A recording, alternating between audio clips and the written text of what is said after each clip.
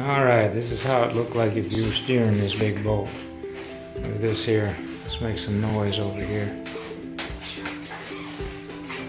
Listen to this.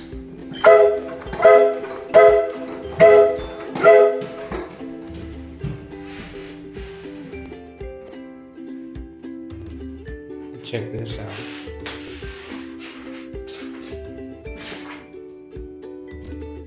There he is. Samuel Clemens, Mark Twain. 9 years I worked in a cotton mill. That's how it came in, those big bales of cotton. A lot of cotton shipped up and down these rivers.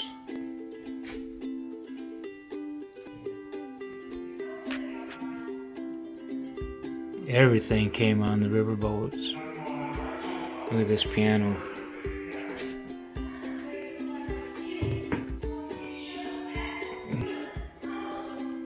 You notice it came up by a riverboat and then over land by wagon.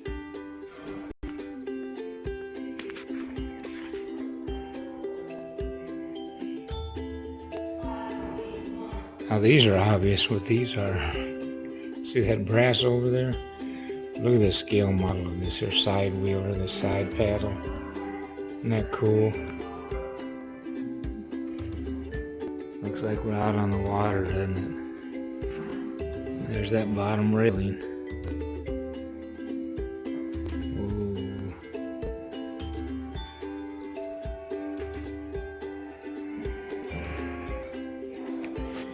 I'm up on the halfway upstairs. This is all downstairs of the museum. We're coming to Mark Twain Museum. Chris, walk in there. I want to get a picture walking in. Gosh, I've been in there. Just act like you're happy. Okay. I'm going in. All right, look back over your shoulder. All right, there it is. I want to get these flowers. Do you recognize them? They're wax begonias. They're what are they? Wax begonias. Wax begonias? Does that mean they're real? Yeah, they're real. Oh, okay. All right. This is a place worth visiting.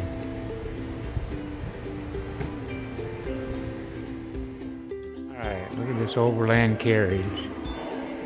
It took more than a couple horses to pull this. J&B Overland Express.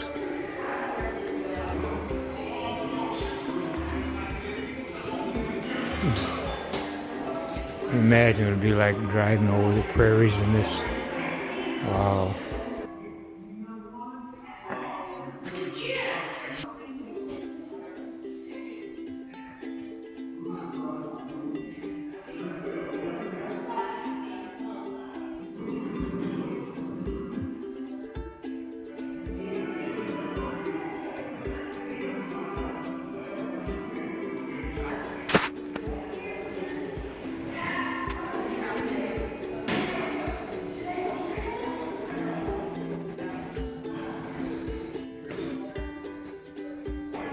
This is a chair and a desk at Mark Twain's last home, Reading, Connecticut. Always do right. This will gratify some people and astonish the rest. One of the most striking differences between a cat and a lie is that a cat only has 9 lives. How true that is. I think my generation read and reread these two books over and over again. The Adventures of Huckleberry Finn and The Adventures of Tom Sawyer. I think I'm 71, so I'm talking about back in the 50s and 60s. Every kid knew these stories. Look at this. The master's arm performed until it was tired. If you read the books, you'll remember this section. It's pretty cool. Everybody knows about whitewashing the fence. Look at that. That was one of the best, well, I started to say that was one of the best stories, but man, he was a storyteller. But that was a great story of him getting all the kids to whitewash his fence. That was pretty cool. I'm going to walk through the cave. I don't know what we'll be able to see in here with the camera, but let's walk through this cave. This is in the museum, by the way. This is a made-up cave. It's so cool. Now they have a Mark Twain cave. I've not been a tourist to the Mark Twain cave.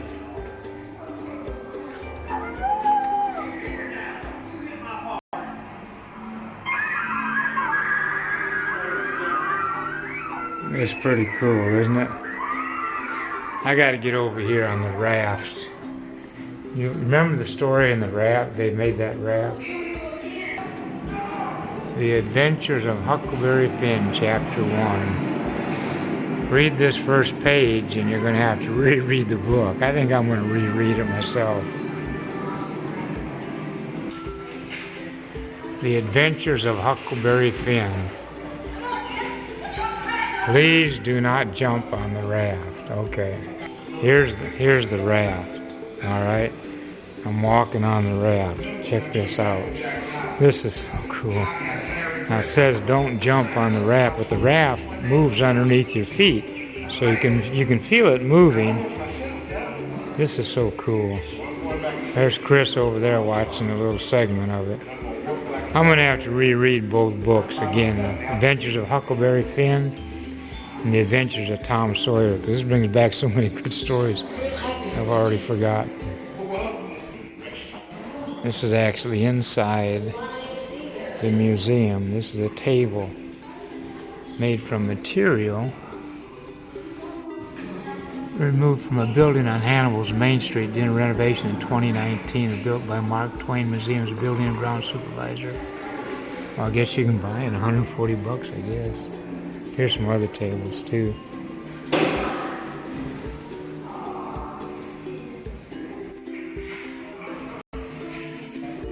I'm going to zero in on those flowers again.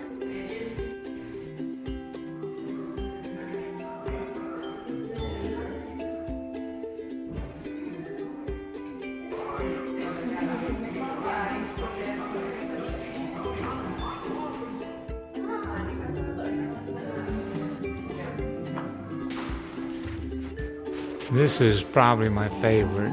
Yeah, maybe not, but this was such a good book. A Connecticut Yankee in King Arthur's court. It was such a good idea, such imagination.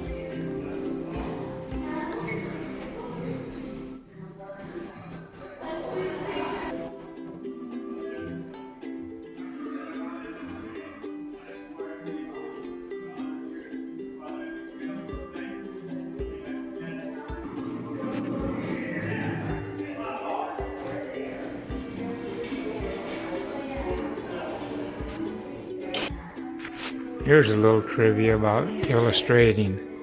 The Mark Twain illustrator, Dan Beard, actually used real people. So some of them were offended, and he found himself boycotted for many years by all the prominent magazines with the exception of Life and Cosmopolitan. So he used real people in these faces. That's a pretty good idea. Mark Twain liked it so much that he declared the illustrations are better than the book, which is a good deal for me to say, I reckon. I didn't even look up. Look at this, all the trappings of King Arthur's court.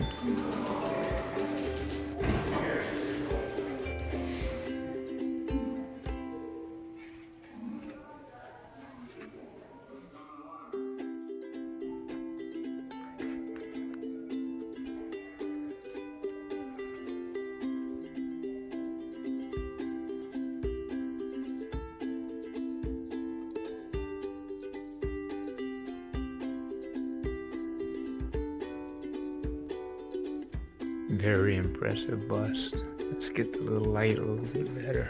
Is that cool or what? We're up on the second floor. These are all the paintings, Norman Rockwell paintings up here. And then we're going to go down on the first floor and see some good stuff. We're in a museum, but it's a mock-up like a riverboat. So Chris is going to make the noise.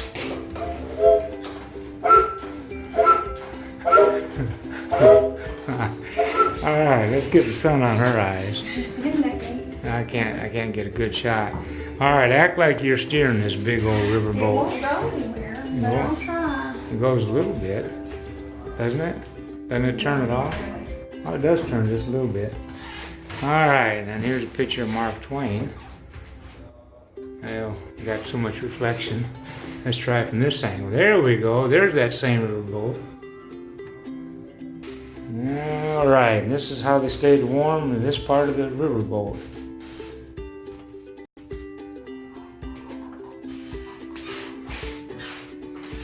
I was telling my wife earlier about this. I wonder if I was right. The origin of Mark Twain. When entering shallow water, a man was sent to the front of the boat with a lead weight tied to a rope. He tossed the weight out in front and let it sink to measure how deep the water was. A series of knots was tied in the rope and measured distances.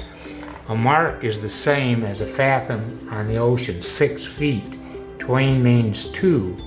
The knot at Mark Twain thus meant 12 feet. All right, that was pretty accurate. Origin of the name, Mark Twain.